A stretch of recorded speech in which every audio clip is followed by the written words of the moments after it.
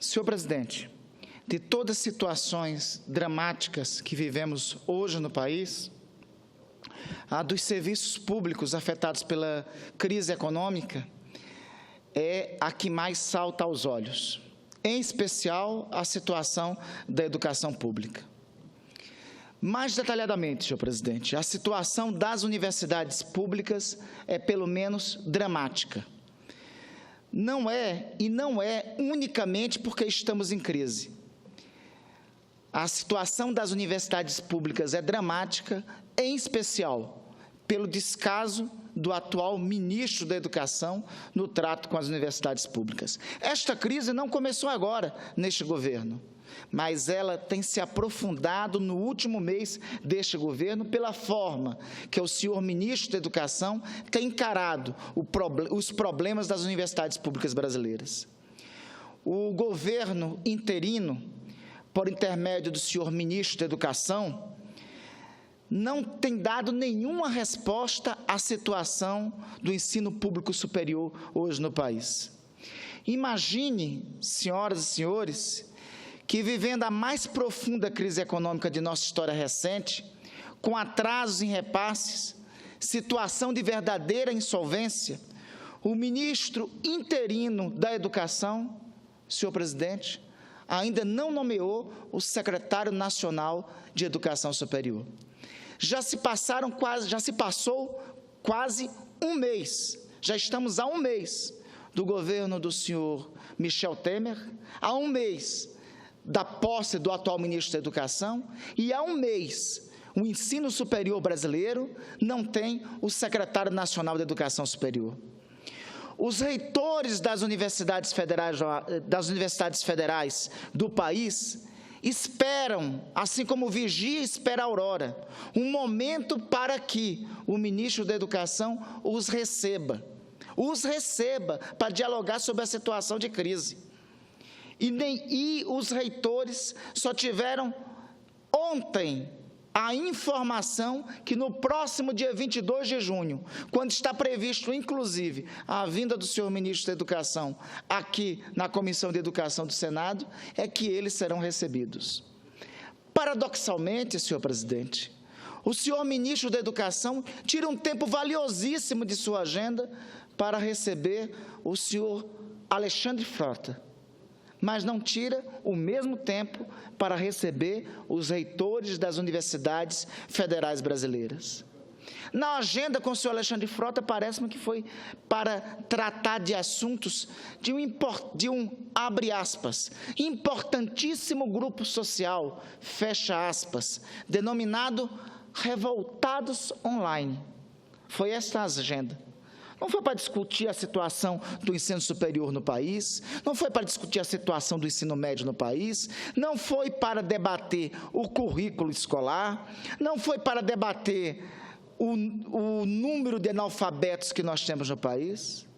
Veja, senhor presidente, a que ponto nós chegamos.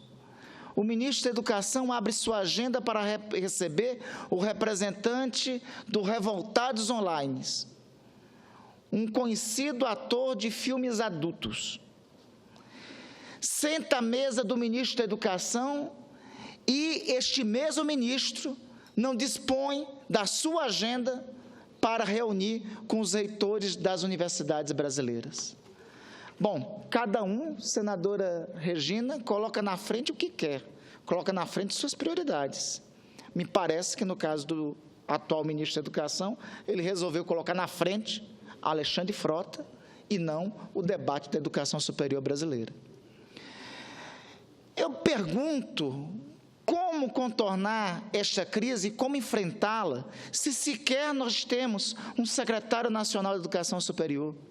E eu falo isso para aqui especificar sobre a situação da minha universidade, da Universidade Federal do meu estado, que é a Universidade Federal do Amapá. A situação de abandono que a Universidade Federal do meu estado vem enfrentando, a despeito do esforço de professores, do esforço do corpo administrativo, do esforço da reitoria da universidade, mas a reitoria e a administração da universidade, sequer tem espaço de dialogar com o Ministério da Educação, não pode ter resposta às necessidades prementes da Universidade Federal do Amapá. Veja, desde janeiro deste ano, a universidade recebe recursos financeiros liberados pelo governo federal uma única vez ao mês. O valor recebido, senhor presidente, no caso da Universidade Federal do Amapá, corresponde em média a 30% do orçamento mensal da universidade. Traduzindo, senhor presidente, a cada R$10 que a Universidade Federal do Amapá precisa gastar, R$7 a Unifap pega emprestado ou simplesmente pendura, fica devendo. E tem que fazer isso, senão o campus principal da universidade e os cursos vão ter que ser fechados.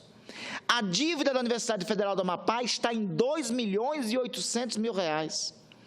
Bolsas de alunos e alunos, estudantes que não têm outro caminho, outro mecanismo para ir para a universidade, a não ser através dessas bolsas, ou seja, sem a bolsa, os estudantes vão desistir de continuar frequentando a escola, estão atrasados e o contrato de terceirizados, vários contratos, estão atrasados há pelo menos 3 meses.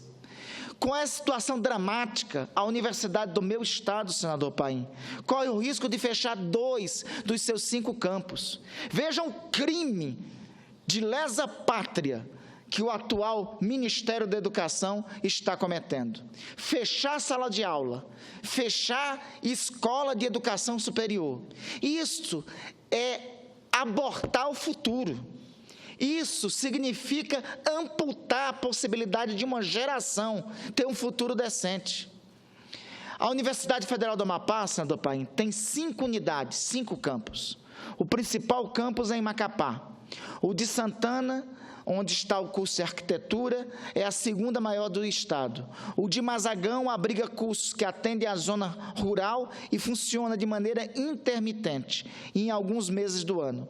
Em Laranjal do Jari, cidade localizada no sudoeste do Amapá, em uma importante região denominada Vale do Jari, e o último campus, que é o de Oiapoque, no extremo norte do Amapá e no extremo norte do nosso país. Pois bem, são os campos das 2 maiores cidades, depois de Macapá, que estão correndo o risco de fechar. É o campus de Oiapoque e de Laranjal do Jari, que se não estancarem a sangria dos recursos públicos para a Unifap, ou seja, se o Ministério da Educação não fizer o aporte de recursos necessários à Universidade Federal do Amapá, que serão fechados. Esses campos, senhores e senhoras, oferecem, por exemplo, os cursos de licenciatura em educação, oferecem licenciatura intercultural indígena, por exemplo, no campus de Oiapoque. Esses 2 cursos têm relação de desenvolvimento regional com suas regiões. Em Oiapoque, senhor presidente, vivem povos indígenas de tradição milenar.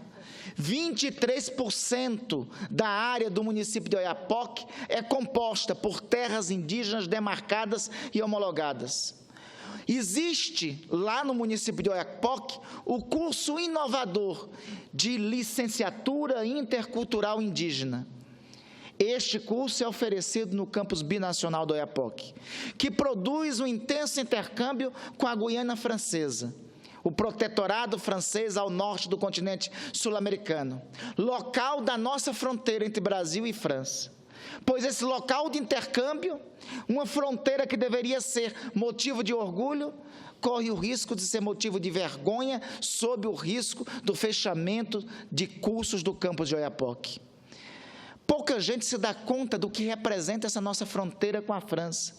E nós estamos diante de pagar mais um mico internacional, tendo ou o campus de Oiapoque, ou cursos do campus de Oiapoque, fechado devido à forma irresponsável com que o Ministério da Educação tem tratado as universidades federais. Laranjal do Jari, ao sul do estado, a cidade que cedia o outro campus, está sob ameaça maior. A cidade de Laranjal do Jari é a principal cidade do Vale do Jari, uma região de cerca de 100 mil habitantes. Em Laranjal, se produz arroz, abacaxi, cupuaçu, feijão, laranja, milho, melancia, mandioca e a castanha, que é a marca cultural da região há pelo menos um século. O curso de educação do campo, além de capacitar para o aumento dessa produtividade agrícola, auxiliaria no manejo sustentável e na conscientização ambiental dos produtores e futuros produtores. Perder esses cursos, senhor presidente, é também perder a oportunidade, perder a chance de fortalecer a nossa cultura, de fortalecer a economia mapaense. É perder também as relações internacionais, as relações do nosso país, em um importante ambiente de diálogo que hoje mantemos com a França. É retroceder em conquistas que o Brasil deveria se orgulhar por já ter firmado um conjunto de tratados com o governo francês e com a fronteira comum. Então, eu faço aqui um apelo ao presidente interino da República, ao senhor ministro da Educação, para que reveja as suas prioridades. Não é aceitável, não é admissível perder a agenda, tratar a agenda com futilidades. Sim, futilidades. Não me diga que teve um tema relevante no debate com o senhor Alexandre Frota, porque nada me convence em ter reunido com esse senhor e não ter reunido com os reitores das universidades brasileiras. Eu apelo, sente com o espaço do saber, da ciência, da tecnologia, do futuro no país, que são os reitores das universidades federais. Apresente uma proposta de dialogar com as universidades federais. Ao contrário disso, não. O senhor ministro dá uma declaração à imprensa dizendo que o ensino superior em nosso país deveria ser pago. Bom, ele já está no caminho de fazer isso, levando as universidades à insolvência. Só falta entregar para a privatização o ensino superior. Eu insisto, senhor presidente, é necessário que o senhor ministro da Educação reveja essas prioridades, a não ser que ele complete a sua declaração sobre a necessidade do ensino superior ser pago, e complete dizendo que o projeto dele, à frente do Ministério da Educação, é afundar o ensino superior no país. Não é de agora, é verdade, a crise do ensino superior brasileiro. É desde antes, é desde o governo da presidente Dilma.